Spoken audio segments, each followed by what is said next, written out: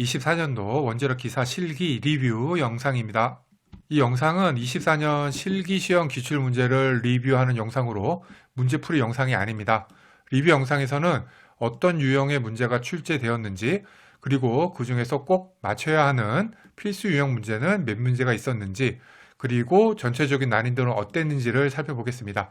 그리고 이를 통해서 원자력 기사 실기는 과연 어떻게 공부하면 좋을지도 생각해 보도록 하겠습니다. 필수 유형으로 분류한 기준입니다. 먼저 최근 10년 원자력 기사 실기 시험에서 자주 출제된 유형의 문제, 하지만 자주 출제되지는 않았으나 기초적인 내용을 묻는 문제, 최근 2, 3년 기출에서 매우 유사하게 출제된 문제, 이렇게 3개 유형을 필수 유형 문제로 분류하였습니다. 1번, 공학적 안전설비를 구성하는 계통을 기술하시오. 공학적 안전설비는 그 정의와 함께 구성 계통까지 전부 암기사항입니다. 필기시험 과목 중에서 원자력 계통공학에서 다양하게 그리고 자주 출제가 되고 있는 만큼 필기시험을 합격하고 실기를 치는 분들은 아마도 거의 마치지 않았을까 싶습니다. 필수 문제로 분류하겠습니다.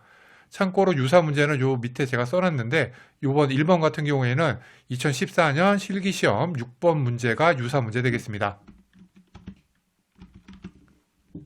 2번, 중저준위 방사성 액체 폐기물 처리 방법 5가지를 기술하시오. 액체 폐기물 처리 방법은 2012년에 똑같은 문제로 출제되기도 했고요. 그리 어려운 내용은 아니기 때문에 필수 문제로 분류할 수 있겠습니다. 3번, 원자력 품질 보증 기준 18개 항목을 기술하시오. 이거 어려운 문제죠? 18개를 다 기술한 사람이 있을까 싶습니다. 몇 개 기억하기도 쉽지 않은 문제였습니다. 4번, 원자력 기구 사찰의 종류 3가지를 기술하시오. 이번 문제도 어려운 문제입니다. IAEA 사찰은 필기시험에서조차 출제가 된 적이 없다 보니까 암기하고 있었을 분들이 많지는 않았을 것 같네요. 5번, 원자로 냉각제 계통과 직접 연결되어 있으며 정상운전이나 정지운전 중에 원자로 냉각제의 수화학 조건 및 순도를 유지시키고 온도 변화로 인한 원자로 냉각제의 속축 및 팽창 등 냉각제 최적의 변화를 보상하여 적정 최적을 유지시키는 계통을 쓰시오. 요거 답 CVCS, 너무 쉬운 문제죠? 이것을 포함해서 CVCS의 기능까지 실기시험에서 자주 출제가 되고 있습니다. 필수 문제 되겠습니다. 6번, 준저준위 방사성 폐기물 중 방사능 농도가 자체처분 허용 농도 이상이고 자체처분 허용 농도의 100배 미만인 방사성 폐기물을 쓰시오. 답은 국저준위 방사성 폐기물이죠. 고준위를 포함해서 자체처분 폐기물까지 각 폐기물별 분류 기준을 기술하는 문제가 많이 출제가 되고 있습니다. 수치를 포함해서 꼼꼼히 기억할 필요가 있는 필수 암기사항입니다. 7번, 지하 깊은 곳에 안정한 지층 구조의 천연 방벽 또는 공학적 방벽으로 방사성 폐기물을 처분하는 방법을 쓰시오. 답은 심층처분이죠. 심층처분이랑 청층처분 3가지 구분하는 문제도 매우 자주 출제가 되고 있습니다. 각 처분 방식별 처분이 가능한 폐기물 종류를 포함해서 전체적인 암기가 필수인 문제입니다. 여기 유사 문제 굉장히 많은 거 알 수 있죠? 8번, 보조급수 계통은 단일 고장을 고려해서 다양성, 다중성을 갖도록 설계된다. 보조급수 계통 펌프 2가지를 기술하고 설계 개념인 다양성과 다중성 중 어디에 해당하는지 기술하시오. 일단 다중성이랑 다양성은 매년 나오는 문제라고 보면 되는데요. 이번에는 보조급수 계통하고 연계해서 문제가 나와서 난이도가 조금 있는 편입니다. 일단 보조급수 계통 펌프 2가지는 필기시험에서 5년에 한 번 정도는 출제가 되었긴 하지만 그리 중요한 사항은 아니기 때문에 이번 문제는 정답률이 그리 높지는 않았을 것으로 생각이 됩니다. 9번, 심부 선량과 표층 선량의 인체 표면 아래의 측정 깊이를 쓰시오. 마찬가지로 필기에서는 가끔 출제가 되긴 했지만 실기에서는 최근 15년 내 첫 출제가 된 문제입니다. 필수 문제로 분류할 수는 없겠네요. 10번, 비례 계수관에 사용되는 소멸기체에 대해 기술하시오. 소멸기체의 종류인 P10가스 같은 경우에는 많이들 알고 있을 것 같은데요. 이번 문제에서 요구하고 있을 것으로 생각이 되는 소멸기체의 구성비라든가 역할은 주관식으로 쓰기에는 쉽지 않아 보입니다. 필수 문제로 하지는 않겠습니다. 11번, 원자론의 해결료 장전량이 70mTU고 80% 출력으로 300일간 운전하였을 때 연소도를 계산하시오.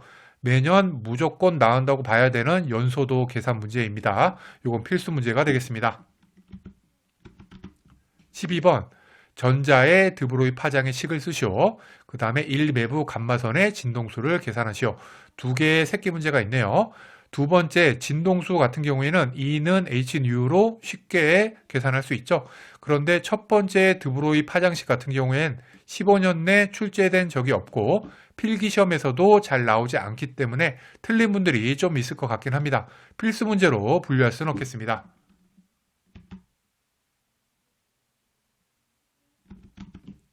13번 연료 허용 손산 한계는 어떤 값에 대하여 설정하는 설계 제한치인지 두 가지를 쓰시오. 답은 핵비등 이탈률이랑 해결료 중심선 온도인데요. 필기에서도 출제가 된 적이 없기 때문에 어려운 문제에 해당이 되겠습니다. 14번 자체 처분 방법 세 가지를 쓰시오. 자체 처분 기준은 앞에서 설명했듯이 자주 출제가 되긴 했지만 처분 방법 세 가지는 생소하게 느낀 분들이 많을 것 같습니다. 필수 문제로 분류할 수는 없겠습니다. 15번 가동 중인 발전용 및 연구용 원자로 시설에 대해서 10년 주기로 수행하는 종합적이고 체계적인 안전성 평가가 무엇인지 기술하시오. 10년 주기로 평가하는 주기적 안전성 평가가 답이죠. 이거 솔직히 그리 어렵지는 않지만 필수 문제로 분류하기는 조금 애매한 것 같아서 필수 문제로는 하지 않겠습니다. 16번 코발트 60의 감마선에 대하여 차폐 효과가 큰 순서대로 나열하시오. 여기 납, 철, 콘크리트 밀도가 나와 있고 감마선에 대한 세 가지 물질에 대한 질량 감쇄 계수가 나와 있을 때 각 납 10cm, 철 20cm, 콘크리트 40, 그 다음에 철이랑 콘크리트 섞었을 때의 차폐 효과 계산하는 문제네요. 여기서 숫자들은 제가 정확한 값을 알 수 없어서 임의로 집어넣습니다. 아무튼 감쇄의 기초적인 내용인 성감쇄 계수만 알면 풀 수 있는 문제죠. 여기에다가 이런 스타일의 문제는 굉장히 자주 출제가 되기도 했고요. 따라서 필수 문제로 분류하겠습니다. 17번 코발트 61g의 방사능을 계산하시오. 역시 A는 람다 N으로 방사능을 구하는 기초적인 문제가 되겠죠. 이거는 필수 문제로 분류할 수 있겠습니다. 18번 고주인의 방사성 폐기물의 정의를 쓰시오. 국저주인의 폐기물에 의해서 방사성 폐기물 분류 기준이 또 나왔네요. 역시나 필수 문제인 것을 알 수가 있습니다. 19번 물리적 반감기가 30일인 방사성 핵종이 체내로 들어온 지 60일 후에 체내에 잔류되어 있는 전 방사능을 측정했더니 처음에 8분의 1로 감소되었다. 이 핵종의 생물학적 반감기를 계산하시오.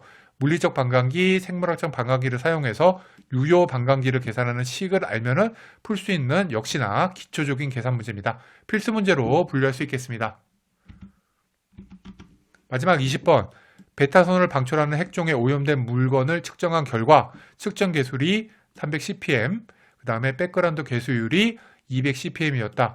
오염 물건을 스메어로 측정할 때 오염도를 계산하고 방사선 관리구역 외부로 반출 가능한지를 기술하시오.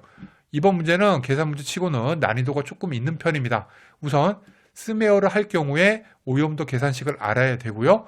또한 외부 반출 기준도 알아야지만 풀 수 있는 문제입니다. 개인적으로는 2024년 실기시험 문제 중에서는 가장 좋은, 즉 공부한 사람하고 안 한 사람을 구분할 수 있는 난이도의 문제라고 생각을 합니다. 종합 리뷰입니다. 20문제 중에서는 딱 절반인 10문제를 필수 문제로 분류할 수 있으므로 50점이 확보가 되네요. 나머지 10문제 중에서는 부분 점수를 확보할 수 있는 문제가 많지가 않았기 때문에 난이도가 높게 느껴질 수밖에 없었을 것 같습니다. 여기다가 실기는 필답형이기 때문에 필수 문제 중에서도 완벽히 암기를 하지 못해서 실수가 있었을 수가 있고요. 실제로 필기시험 합격자가 86명이었는데 최종 합격자가 38명이거든요.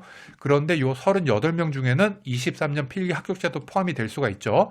따라서 이거를 고려한다면 실기 합격률이 40%가 안 된다고 생각이 됩니다. 종합해서 24년 원자력 기사 실기시험의 난이도는 상, 중, 하로 분류할 때 중상 이상은 된다고 생각이 됩니다.